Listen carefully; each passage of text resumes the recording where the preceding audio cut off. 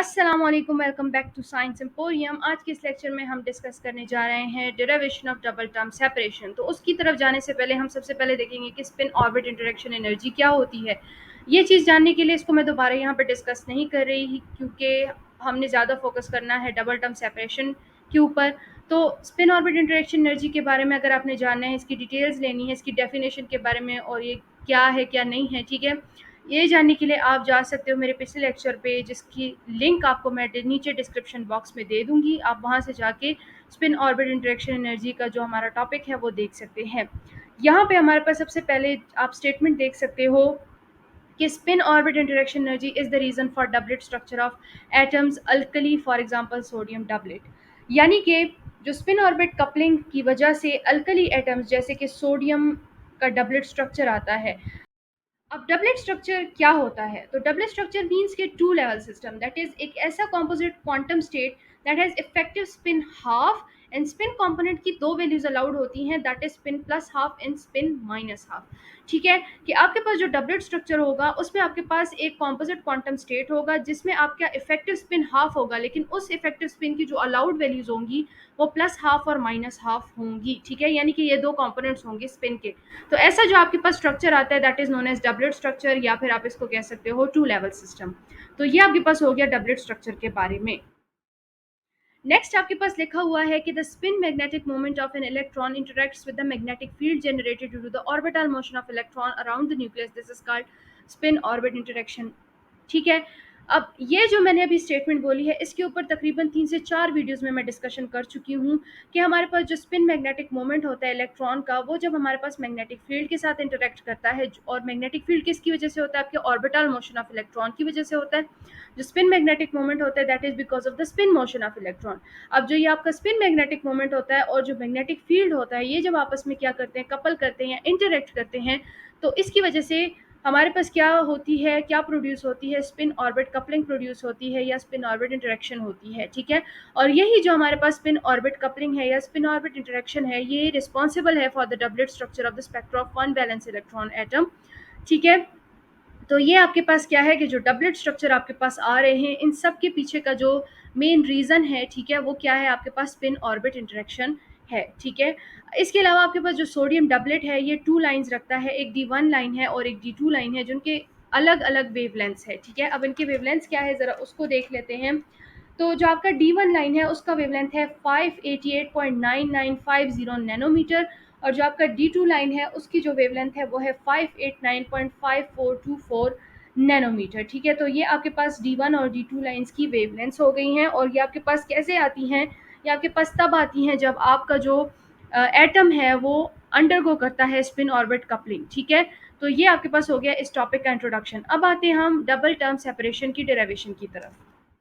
तो double term separation को derive करने से पहले आप ज़रा ये फिगर देख लीजिए। यहाँ पे आप क्लियरली देख सकते हो कि आपके पास न्यूक्लियस जो है वो सेंटर पे मौजूद है और रेस्ट पे है, वेयर एज आपका जो इलेक्ट्रॉन है वो रिवॉल्व कर रहा है around the nucleus in a circular orbit, और यहाँ पे जो आपका रेडियस है from nucleus to electron that is R. ठीक हो गया, यानी कि इस सर्कुलर ऑर्बिट का जो आपका रेडियस है दैट इज आर, और जो ये वेलोसिटी है इलेक्ट्रॉन की दैट इज पॉजिटिव वी, और जो इलेक्ट्रॉन की वजह से करंट प्रोड्यूस हो रहा है दैट इज आई।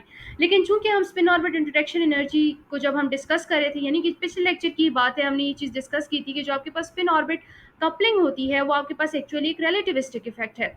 तो जब आपके पास एक रिलेटिविस्टिक इफेक्ट हो गया तो हमने ये चीज़ भी देखी थी कि जो न्यूक्लियस और इलेक्ट्रॉन है वो भी आपके पास क्या करते हैं? रिलेटिव मोशन करते हैं। तो अकॉर्डिंगली हम इस सिनारियो को चेंज करके ऐसे भी बना सकते हैं कि हम इलेक्ट्रॉन को रेस्ट पे ले लें और न्यूक्लियस जो है वो इलेक्ट्रॉन के अराउंड रिवॉल्व करना शुरू कर दे। तो ऐसे केस में आपके पास क्या चेंजेस आएंगी? ये एक तो ये चेंज आएगा, जो करंट आपके पास फ्लो करेगा that would be because of the nucleus, and दूसरा जो आपके पास चेंज आएगा दैट वुड बी कि आपका जो वेलोसिटी है वो पहले पॉजिटिव थी, अब क्या हो जाएगी? नेगेटिव हो जाएगी। ठीक है, तो अब हम वही केस ले रहे हैं, हमारा अब न्यूक्लियस जो है वो रिवॉल्व करेगा और जो हमारा इलेक्ट्रॉन है वो रेस्ट पे रहेगा। अब हमने क्या चीज़ फाइंड करनी है? हमने मैग्नेटिक फील्ड फाइंड करनी है। तो मैग्नेटिक फील्ड फाइंड करने के लिए हम बायोट सावर्ट लॉ का यूज़ करेंगे। तो आपके पास बायोट सावर्ट लॉ के अकॉर्डिंग आपका जो मैग्नेटिक फील्ड है that is equal to mu naught divided by 4 pi I D L cross R divide by R cube, let this be equation number 1। अब जो चीज़ मैंने ऊपर आप लोगों को एक्सप्लेन की थी वो यहाँ पे फिगर में आप देख सकते हो। अब आपके पास इलेक्ट्रॉन रेस्ट पे और न्यूक्लियस जो है वो रिवॉल्व कर रहा है around the electron in a fix circular path.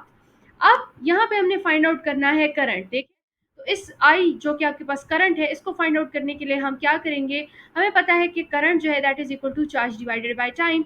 तो चार्ज आपके पास यहाँ पर इस वक्त किस चीज़ का होगा, न्यूक्लियस का होगा। क्लियरली मैंने आपको डिस्क्राइब करते हुए ऊपर बता दिया है कि आपके पास जब न्यूक्लियस अब रिवॉल्व कर रहा है तो अब आपका जो चार्ज होगा, जो करंट प्रोड्यूस होगा, that would be because of nucleus. जो चार्ज होगा दैट वुड बी जेड ई। तो अकॉर्डिंगली हमने यहाँ पे वैल्यूज पुट कर दी है। आपके पास चार्ज की जगह क्या आ जाएगा, जेड ई आ जाएगा और divided by T. Let this be equation number 2। अब हमने क्या फाइंड करना है, टाइम फाइंड करना है। तो टाइम फाइंड करने के लिए हम क्या करेंगे, देखिए टाइम आपके पास है डिस्टेंस डिवाइडेड बाय स्पीड। ये हमने कहाँ से निकाला है, S is equal to V T से निकाला है। ठीक है, ये इक्वेशन तो आप लोगों से कभी भी नहीं भूलेगी। तो S is equal to V T से हमने किस चीज़ की वैल्यू निकाली है, टाइम की वैल्यू निकाल दी है। अब हम यहाँ पर क्या करेंगे कि आपके पास जो डिस्टेंस है, हमने क्या कहा कि आपके पास जो लेंथ एलिमेंट है दैट इज डी एल। ठीक है, तो वो डी एल आ जाएगा यहाँ पे। और आपके पास स्पीड क्या है, यहाँ पे जो आपकी स्पीड है दैट इज नेगेटिव वी, तो नीचे आपके पास आ जाएगा negative V. Let this be equation number 3। Now using 3 into, यानी कि इस टाइम की जो इक्वेशन है इसको हम करंट की इक्वेशन में पुट कर देंगे। तो आपके पास क्या आ जाएगा, I is equal to Z E divided by D L divided by minus V. Minus V आपके पास ऊपर चला जाएगा तो ये आपके पास जाएगा minus Z E we divided by D L. अब यहाँ से आप डी एल को इस साइड पे शिफ्ट कर दो तो आपके पास आई डी एल किस चीज़ की इक्वल आ रहा है, नेगेटिव जेड ई बी की इक्वल आ रहा है। Let this be equation number 4। अब यहाँ से आपको क्लियरली समझ आ रही है कि ये टर्म आपके पास किस इक्वेशन में मौजूद है, इक्वेशन नंबर 1 में मौजूद है। तो अब आप क्या करोगे, इक्वेशन 4 को इक्वेशन 1 में पुट कर दोगे। तो क्या आ जाएगा आपके पास, B is equal to negative mu not by 4 pi Z E V multiplied by R divided by R cube. अब यहाँ पे हम क्या कर लें, थोड़ा सा रीअरेंज कर देते हैं। तो आपके पास कैसे आ जाएगी, ज़रा प्रॉपर वे में इसको लिख लेते हैं। तो हमारे पास क्या आ जाएगा, negative mu naught Z E divide by 4 pi N V cross R divide by R cube. ठीक हो गया। अब आपके पास जो है वी क्रॉस आर जो होता है that is equal to negative R cross V. ठीक है, ये आइडेंटिटीज है, ये आप लोग याद कर लीजिए। ठीक है, वी क्रॉस आर जब आपके पास आता है तो वो आपने, यानी दो वेक्टर्स का जब आपके पास प्रोडक्ट आ रहा है तो आपके पास किस चीज़ की इक्वल आ रहा है, नेगेटिव आर क्रॉस वी। जब आपने, यानी कि इन वेक्टर्स की जब आप पोजीशन चेंज कर रहे हो तो आपके पास एक नेगेटिव साइन आएगा उसके साथ। तो हमने वही काम किया, हमने वेक्टर्स की पोजीशंस को चेंज कर दिया और नेगेटिव साइन आ गया। यहाँ पे अब जो नेगेटिव साइन आया था वो इस पहले से मौजूद नेगेटिव साइन के साथ मल्टीप्लाई हो जाएगा और इस पूरी टर्म को पॉजिटिव कर देगा। तो अब आपके पास मैग्नेटिक फील्ड किस चीज़ की इक्वल आ गई है, mu naught divided by 4 pi Z E divided by R cube R cross V. Let this be equation number 5। Now आपके पास जो सी होता है that is equal to under the root mu not epsilon naught. अब यहाँ से भी आपको क्लियर समझ आ रही होगी कि हम किस चीज़ की वैल्यू निकालने वाले हैं। हम अब निकालेंगे म्यू नॉट की वैल्यू। तो वो कैसे निकालोगे, सी आपको पता है it is equal to this term. तो अब यहाँ से हम स्क्वायर ले लेते हैं बोथ साइड्स पे, तो यहाँ से रूट कैंसिल हो जाएगा और इधर स्क्वायर आ जाएगा। ठीक है, तो ये आ गई आपके पास C square is equal to 1 upon mu not epsilon not की टर्म। यहाँ से आप म्यू नॉट निकालेंगे तो आपके पास आ जाएगा 1 upon C square epsilon naught. Let this be equation number 6।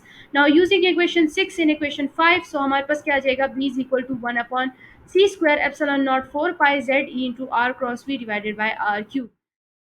अब आपके पास मैग्नेटिक फील्ड की ये वैल्यू आ चुकी है। अब आगे हम क्या करेंगे, नेक्स्ट स्टेप में हम करेंगे multiply and divide right hand side with M. ठीक है, इस साइड पे आपने मल्टीप्लाई एंड डिवाइड कर देना है एम को। तो आपके पास क्या आ जाएगा, ये आपके पास एम मल्टीप्लाई एंड डिवाइड हो गया है।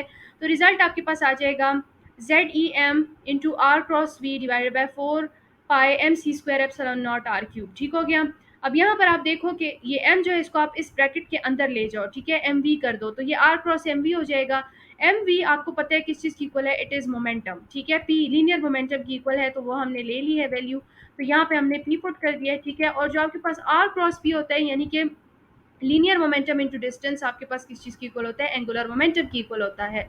तो आपने यहाँ पर इस वैल्यू को रिप्लेस कर देना है एंगुलर मोमेंटम की टर्म के साथ। तो अब आपके पास मैग्नेटिक फील्ड का रिजल्ट आ चुका है। अब पिछले लेक्चर में जो हमारी इक्वेशन 2 थी वो यही वाली थी जिसको हमने डिराइव कर लिया है।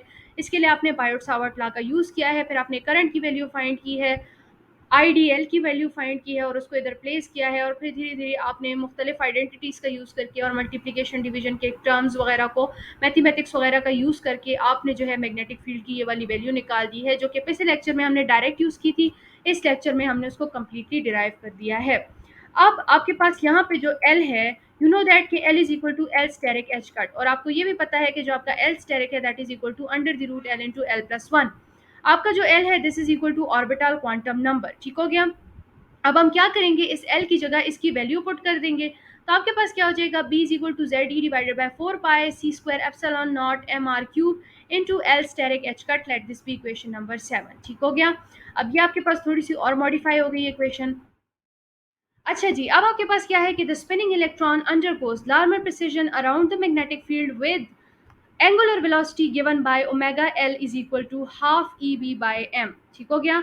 अब ये जो आपके पास मैंने अभी स्टेटमेंट बताई है जो कि लार्मर प्रिसिजन से रिलेटेड है, यहाँ पे हमने एंगुलर वेलोसिटी की बात की है, जो कि आपने लार्मर प्रिसिजन का जो मैंने आप लोग को टॉपिक पढ़ाया था उसमें मैंने इस चीज़ को एक्सप्लेन किया हुआ है, तो उसका भी मैं लिंक आपको डिस्क्रिप्शन में दे दूंगी, आप वहाँ जाके इसको समझ सकते हैं। यहाँ पे मैं इसको दोबारा नहीं समझा रही। तो यहाँ पे आपके पास क्या आ जाएगा कि ये जो आपके पास ओमेगा एल आ गया है, इसमें आपके पास एक टर्म आ रही है which is B, that is the magnetic field. तो अभी हमने मैग्नेटिक फील्ड की वैल्यू फाइंड आउट की थी which was B is equal to Z E divided by 4 pi C square epsilon naught M R cube L steric H cut. ठीक है, जो कि इक्वेशन 7 है। अब हम क्या करेंगे, इक्वेशन 7 को इक्वेशन 8 में प्लेस कर देंगे। तो आपके पास क्या आ जाएगा, omega L is equal to 1/2 E/m as it is आ जाएगा, और बी की जगह हमारे पास इक्वेशन 7 आ जाएगी। अब यहाँ पे आप इसको थोड़ा सा सिंप्लीफाई कर दें, कैसे करेंगे, इस 2 को 4 के साथ मल्टीप्लाई कर दें, आपके पास 8 आ जाएगा। जेड ई है यहाँ पे आपके पास, इस ई को इस ई के साथ आप मल्टीप्लाई कर दें, ई स्क्वायर आ जाएगा और जेड एज इट इज़ आ जाएगा, L steric H cut P as it is आ जाएगा। नीचे आपके पास pi epsilon not C square भी एज इट इज आ जाएगा। यहाँ पे मौजूद एम जो है वो इस एम के साथ मल्टीप्लाई किया एम स्क्वायर बना लेगा, और आर क्यूब भी एज इट इज आ जाएगा।